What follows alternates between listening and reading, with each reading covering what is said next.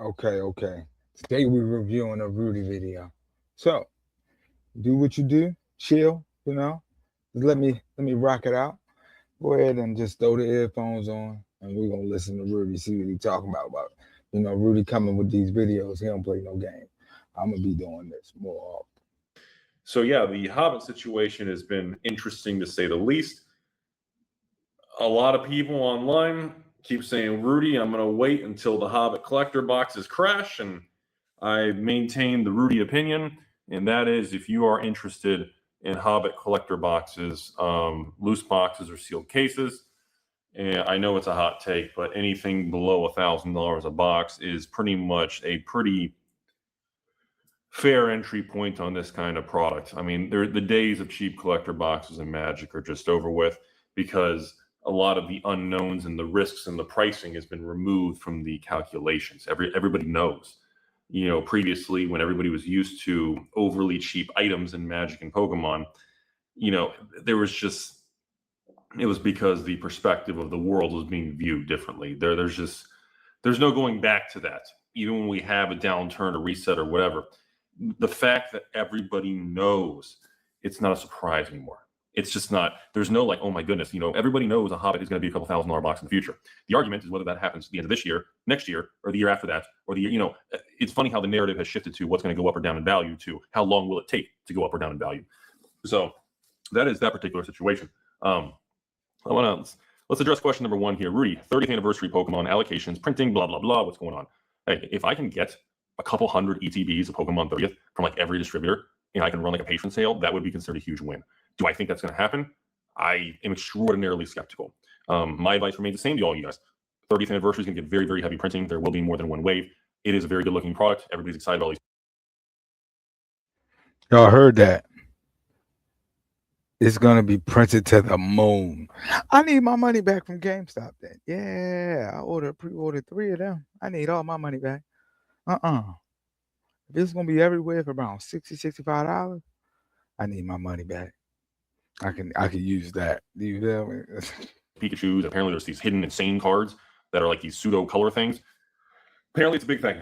Sorry, I'm so tired. I still think there's better opportunity in 20, 30, 40 other Pokemon sealed products. It just doesn't feel as good to everybody. But yeah, so let's answer and address question number one in the online chatter in the Patreon world. And that is what's going on with allocations. Allocations from Magic 30th. Allocations for Pokemon 30th. They printed a lot of it. It's not short printed. It's not going to be super rare. It's just that some of the distributors who are taking on, I've heard rumors now, there are some distributors that have thousands of new accounts opened over the last 12 to 24 months. You know who you are. I'm hearing rumors that they're zeroing out many accounts that are new and many accounts that have been around the last 6 months, spent money on, what they call garbage product or increasing their spend or because they're a new account.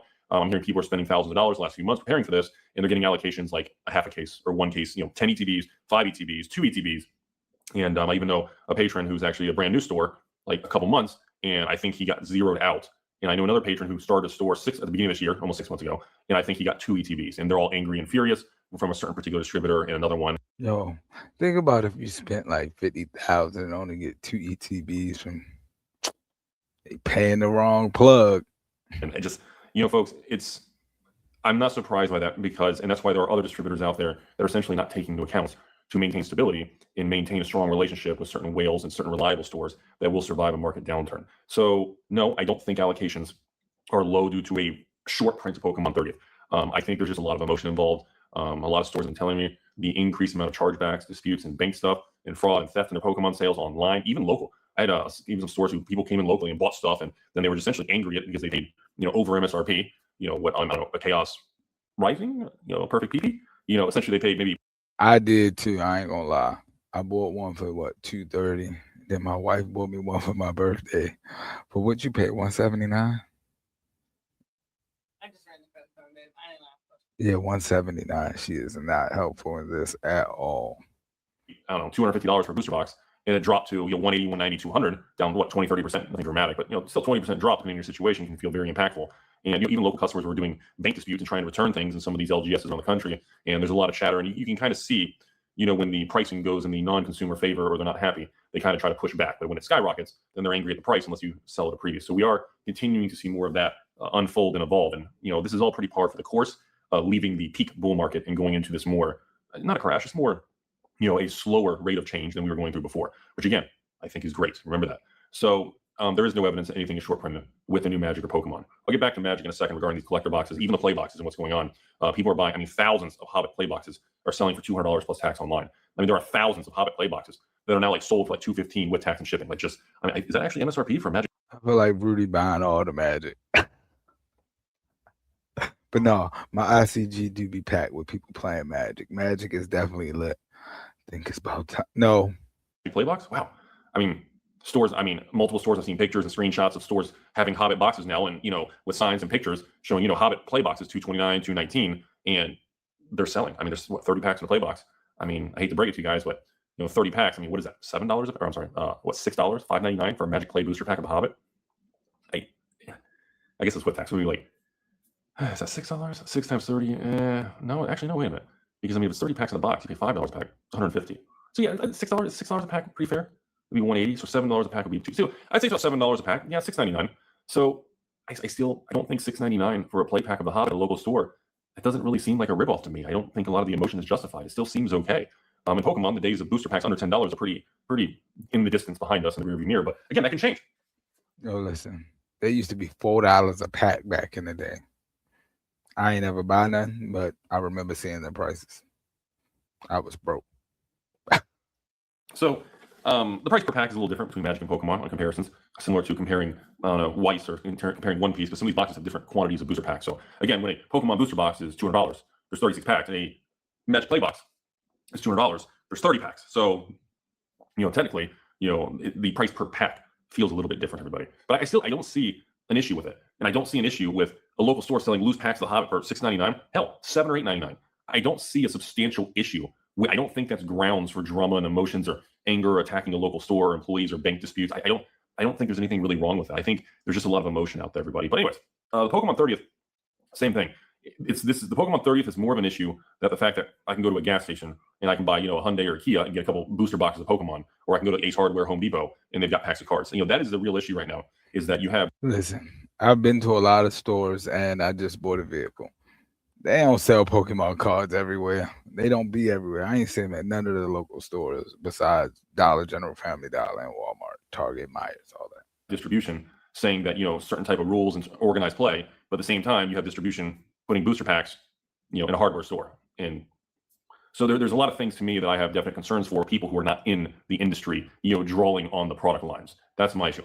I don't care if you host organized play. I don't care if you're WPN with Wizards and you're hosting tournaments. If you do, more power to you. I'm happy because we definitely, the market and the industry needs that. It's healthy. But at the same time, a lot of you out there who are WPN, who are doing organized play Pokemon and One Piece, just to get specific distributors to like you. It's rumored on the internet that it's rumored that between, I don't know, I'm going to make up a number here. I hear all kinds of numbers. So I'm going to give you my opinion. My opinion is, if I had to guess how many WPN Wizard stores and Pokemon organized play, One Piece organized play, Gundam Rift, if I had to guess how much the percentage of these stores nationwide that are fraudulent, my guess would be between a third to a half. I'd be willing to bet a minimum of 33%, as high as maybe even 50% of the stores nationwide are falsifying the information and lying to make certain distributors that have bad rules in place kind of, make them smile to make them think that. Now, again, I don't engage in that. I tell you guys I'm not WPN. I don't do that. Any businesses I own, any warehouses I own, offices, retail, anything I own, have ownership in, anything I deal with cards, I do not falsify. I'm not WPM. I do not submit, Dr. Timmy the third ball sack. I could easily do it, but because again. My man Rudy said he keeps it 100 bands. And hundreds of stores do it. But that's my thing. There's not a supply issue, everybody. The Pokemon stuff is not short printed. I do believe if you're just an online influencer, you're a PokeTuber. I think if you're just a big Magic person online, even if you don't have any businesses, any warehouses, any offices, any retail, if you are influential and you're big enough online, I do think that should count for distribution for a lot of these new people that are coming on the scene. If they are giving eyeballs to the brand and they are positive and opening stuff and they're actually just not completely insane like me, I don't think there's anything wrong with giving them access to distribution. That is my personal opinion. Big corporations don't care about nobody's personal opinion. They don't care. They're not about to give. No, listen. They got to make their shareholders money. They ain't trying to hit nothing the common man has to say at all. We got to understand that. At least they are literally helping the game versus putting an AI card store to get approval with AI pictures, right? But there's no issue. So enough ranting that. I apologize, everybody, but there's no issue with supply. The issue with Pokemon 30th, just like the Hobbit, is that the product is being drawn in directions that was never an issue in the past. And this is making the situation feel worse than what it is. There is not a short print of Pokemon 30th. The main ETBs are what everybody cares about. And I guess 30th, I think there's a premium, premium or super premium or ultra premium or penis premium, something. But usually the benchmark is Elite Trainer boxes, right? To my knowledge, and I'm pretty confident saying this, they're printing a lot of it. It is not short printed at all. There should not be a fear of there's none to go around. The issue is how the product is being spread going around. And I've told. Y'all heard that? That means I'm gonna get my game store pre-order back. I need my money back. I don't care what nobody. I need my cash back. You all, you should be begging and hoping that we continue in the direction that ME3, ME4, ME5, and after Pokemon 30th, ME6 and ME7. Well, I think one of them's like a Rayquaza set or something. So yikes, that one's probably not going to draw. But we should be hoping that a lot of these sets do come out. And you need to be hope if we can see sets from Pokemon come out on release day, they are 130 to 150 a booster box. We're in the Goldilocks zone. We're in the perfect penis zone. We are in the listen, $150 booster box. I need all them. If we get to that number, Pokemon lit. Like, that's what I like to see. That's what I want to see. I want to see when it floods. I call the nice that good flow state where supply is not so high where boxes collapse, and then of course people stick distributors and don't buy the boxes, and they're not so high where people can flip and go up to any big box stores and flip things. So if we can get back to that Goldilocks zone of 130 to 150 for a booster box, we're pretty good to go.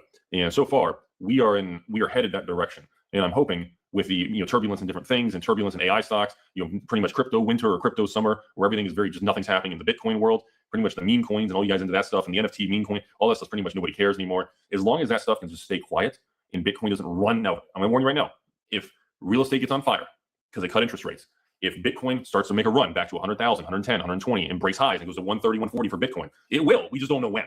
If that does happen over the next 6 to 12 months, then I'm going to take back the idea that we are headed towards the Goldilocks zone. I think a lot of this is not really Pokemon related. I think we're in a situation where Pokemon's so big, the variables are going to be more important on the macro level. I don't think the Pokemon behavior and the quality of the set is as important anymore as I think when something gets certain size and certain scale, aliens. When something gets a certain size, the things that move the needle become more macro. Economic, strength of the economy, interest rates, Bitcoin. It becomes a lot more larger scale things versus the zooming into the micro level of local cities, local hype, and different stuff like that. So hopefully we can continue to head towards that Goldilocks Pokemon zone. I don't know if we're gonna get there. I hope we do. I'm hoping just like you guys. Let me pause the Pokemon talk there, but just to jump back to the Magic Hobbit situation. This man Rudy, he's a prediction market. You could just watch him and tell he's a prediction market. This is all his brain. Predicting what's coming next.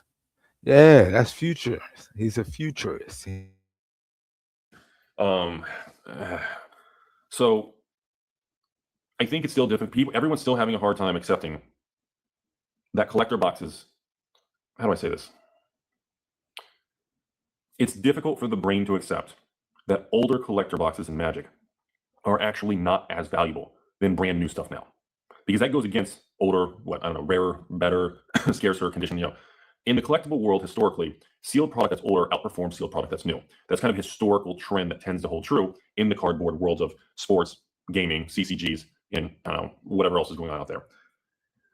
The fact that Wizards started collector boxes in 2019 and have spent the last 5 to 7 years adjusting print runs, adjusting the slots in the packs, adjusting the ancillaries, the special guests, serialization. And I guess we got to start talking moving forward with like Star Trek, actually wet signatures, hand-signed wet signatures with real signatures, not printed. I mean, the newer collector boxes are better than the older ones. But we as humans are frustrated because a new Hobbit collector box, which nobody can get thousands of, is coming out at pretty much as the filming that's $880 plus tax. So essentially they're selling like crazy. I mean, I've seen many stores and pictures and patrons who are at LGS's in a Hobbit collector box is $999 plus tax. So if you're in a high tax state, California, New York, you're paying $1,100 for Hobbit out the front door on day one right now. Now online at $880 plus tax, you're probably around $930 to $950 shipped for a box out the door. It's still below $1,000, but the thing is, a Hobbit collector box today. This type of talk won't have me going to the store and find out how much this price is, because that's an investment. Is better than, I don't know what a good example for you guys is better than, I want to pick on something weird. A Crimson Vow, a Midnight Hunt collector box from years ago. Even though that's like a 5-year-old product that's long gone, and it has gone up a lot in price from the lows. It's double or triple, I get that. But the engineering of the product today is just better. You can't just say, Rudy, I don't understand. A new Magic collector box of the Hobbit's $1,000 or $950 out the door, whatever. Why is that $950 when an old box of, I don't know, Unfinity collectors, well, actually that's been going up too. It might be like $500 now. when an older box, or whatever, an older collector box is $300-$400. It doesn't make sense. It does make sense. Rudy be acting like a manic. he's sleepy. And it's very clear. It's just tough to accept because a lot of you, some of you, actually have been around this channel and been around the card world for multiple years, and you started before this greatest bull market in modern cardboard Magic history.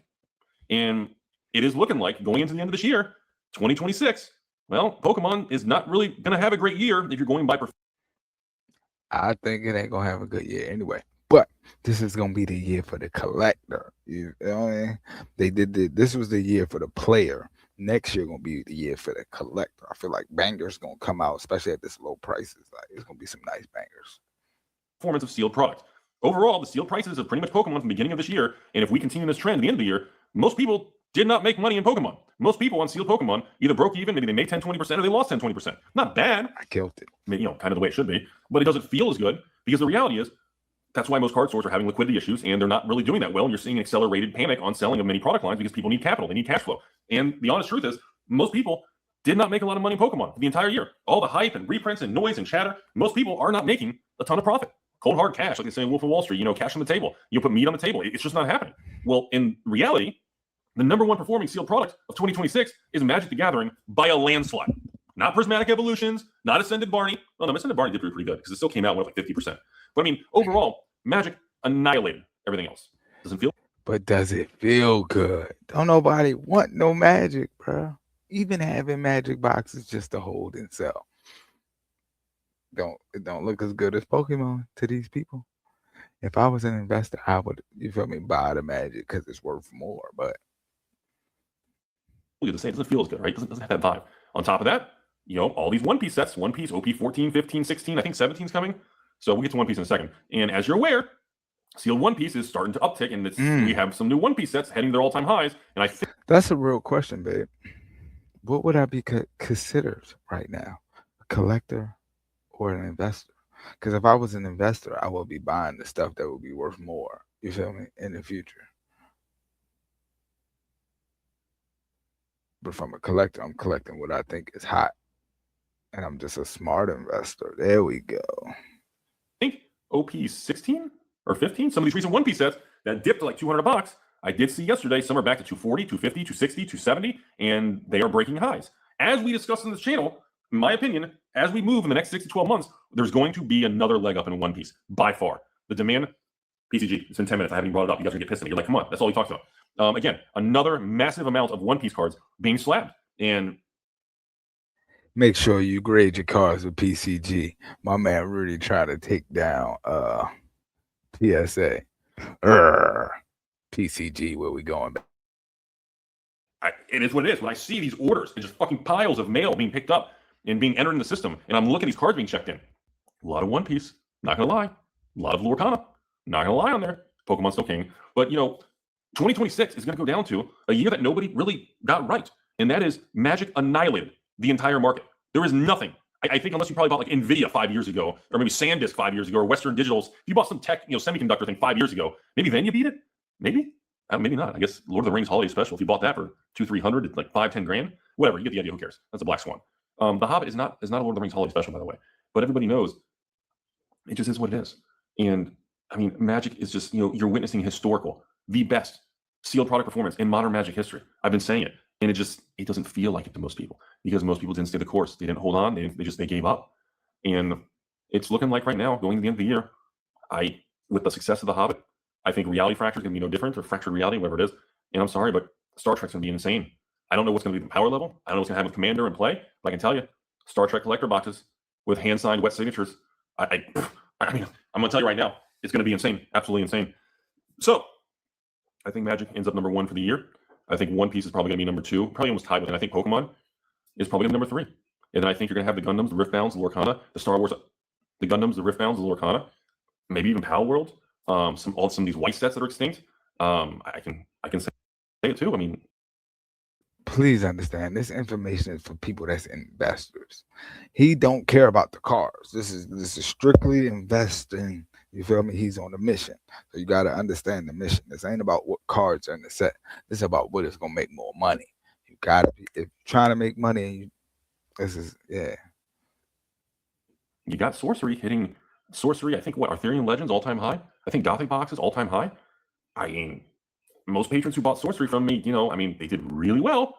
And I mean, I don't have any more sorcery from the past coming. Sorry, everybody. But and I know.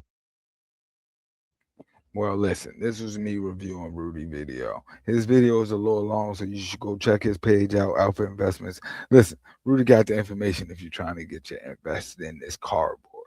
He's the super cardboard warrior of America. Yeah. Like, comment, subscribe. Hey, in the comments, add what video I should check next. Because if not, I'm just going to keep checking random videos of PokeTubers. So, yeah. Hey, like, comment, subscribe. Have a great day. I love you.